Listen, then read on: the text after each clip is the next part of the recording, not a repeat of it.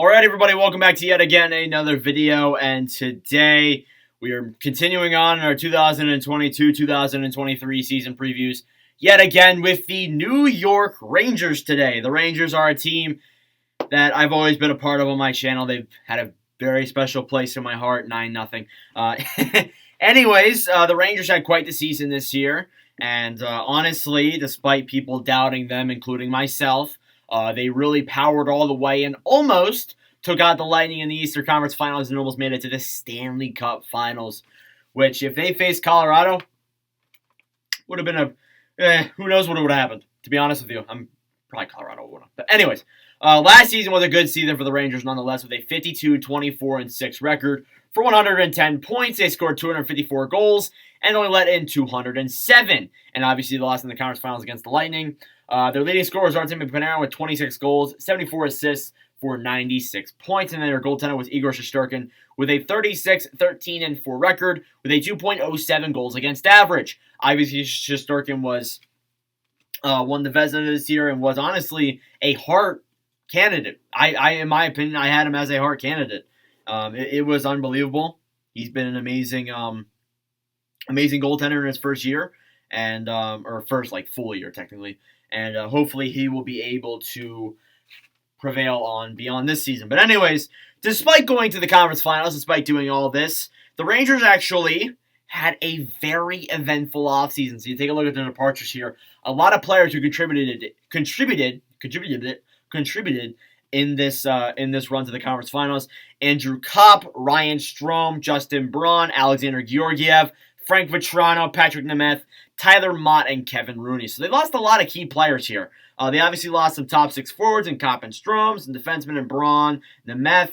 Then they lost some depth in Mott, Rooney, and Vetrano wasn't really depth, but he was a solid middle six, third line center. And then obviously there you lost Georgiev. That's your backup goaltender. The Rangers probably aren't too sad about losing him, though, because he really didn't pan out the way the Rangers wanted him to. Obviously, that was their departures. They had a large amount of them, but their acquisitions did kind of make up for them. Vincent Trocheck, Ryan Carpenter, Yaroslav Halak, Louis Domingue, and Vitaly Kravtsov I have listed there. Now, Kravtsov was technically still a part of the team, but he was over in Europe because he didn't want to play for the team. He requested to be traded, and he's yet again another one of those players that where they see that their team is doing good, and the team's just not going to trade him, so they're like, oh, why not? Let's come back. And Jesse Puljujarvi did the same thing, and that's why I don't like Kravtsov or Puljujarvi. It's just I don't understand it. It's just kind of stupid how you see the team missed the playoffs last year. Kravtsov wasn't getting the time he wanted, and obviously he just wanted to be traded, and then the team didn't trade him, so he just left off to Europe.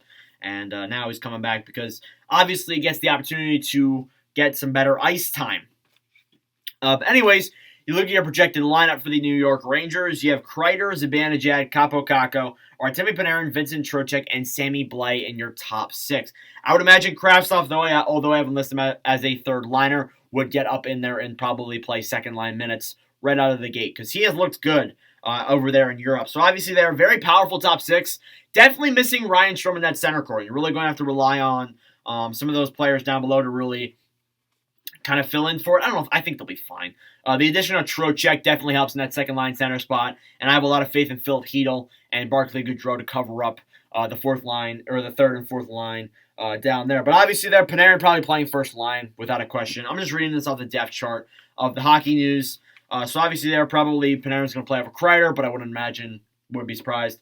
Then for your bottom six there, you have Alexi Lafreniere, Philip Hedl, and Vitaly Kravtsov.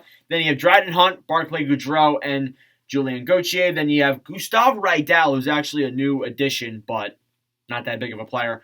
You have Ryan Carpenter and then Ryan Reeves as well, but I imagine Reeves gets some ice time there, probably over Gauthier there as well. So obviously they're very solid bottom six. You got that young line of Lafreniere, Hedl, and probably Kakko, honestly, down in that third line.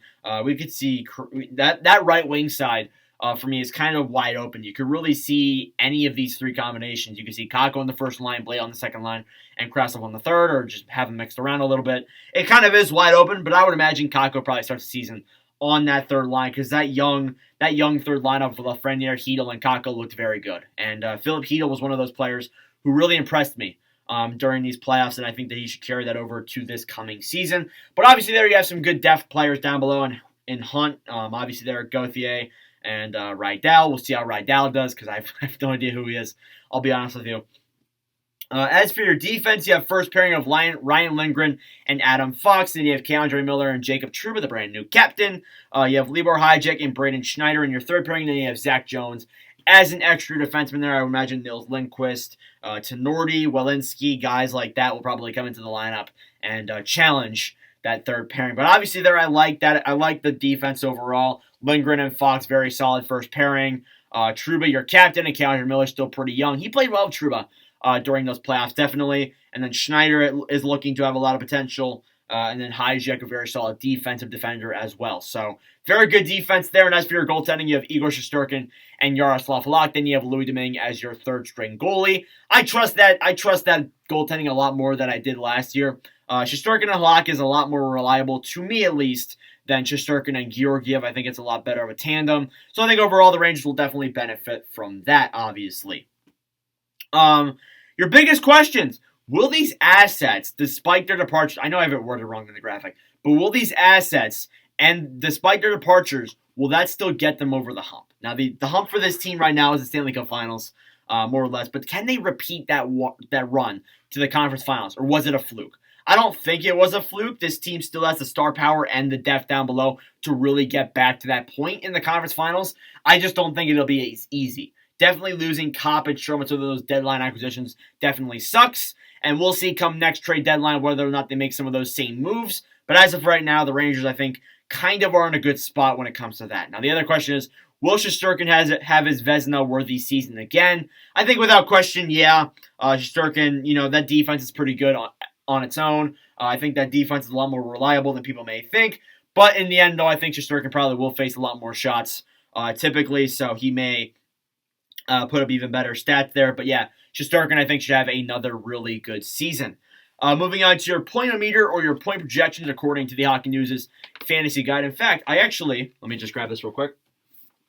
I also got the yearbook for the Hockey News, so maybe we can take a look at this a little bit here. It's got like all the teams and stuff on it. Maybe we can read a little bit, starting off with these next couple teams. But obviously, they're Rangers. Their cup odds 19-1, so that's interesting there. But we'll see. We'll read something on here before we end this one off. Your point projections, anyways. You have Artem Panarin leading the way with 93. Then Mika Zibanejad in second with 79. Adam Fox in third with 72. Then you have Chris Kreider in fourth with 66. And then you have Trocheck in fifth with 54.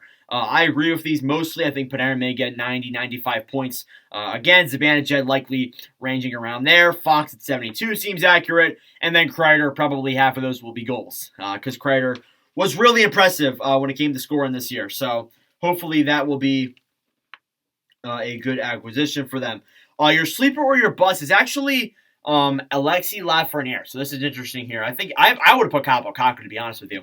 Even if the kid line doesn't stay intact, the Rangers don't hesitate to move Alexi Lafernaire up the lineup. He showed untapped offensive potential in the playoffs. This is the year 2020's first overall pick. Find a consistent top six role, and I do kind of agree with that. It is difficult for Lafreniere because he's playing on the left wing side. Obviously, he playing over Panarin and Kreider is definitely going to be difficult, but I think he could probably get over Kreider and maybe play some second line minutes there, along with Trocheck and Blais or whatever that right wing side wants to do. We'll read something here real quick. We'll read. This is like a bunch of wording, so I don't want to read the entire thing, but I'm going to read most of this in school. Because at the time of recording this video, we actually start school tomorrow for me, so 10th grade. I know. But moving on here to the brass, we'll just read this real quick. Don't expect any big changes. Drury was one of the three finalists for the NHL's GM of the Year award. Gallant and his assistants guided the team to the East Final in their first season behind the bench. Owner James Dolan will have a Stanley Cup in New York in the next few windows before the window starts closing. So obviously there, I think they have the chance to win a Stanley Cup. We'll see what they can do, though. So now your projected question, our last question we'll wrap this one up is do they make the playoffs? Without question, yeah. I have them finishing around second in the Metro. It'll be a tight race, definitely, but I have them finishing around second. But overall, this team, really the question is, can they get over that hump of the conference finals? We'll see what they do. But anyways, let me know your thoughts in the comments below. Thank you all very much for watching. For all your sports late, I really do appreciate it. Make sure you subscribe down below. if you are new. Anyways, thank you all very much for watching, and I will see you guys in the next one. Adios.